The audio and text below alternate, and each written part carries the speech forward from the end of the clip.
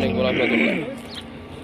ये वीर शिफा के साथ साथ जो है एक कब्र है हज़रत उबैदा बिन हारिसा की, जो बदर के 14वें शहीद हैं।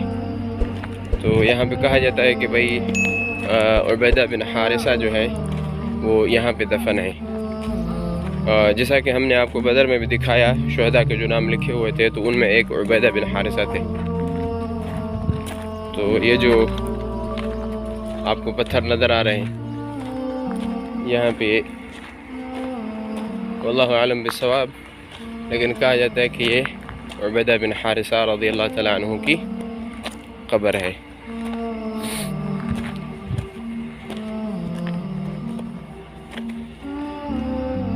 ये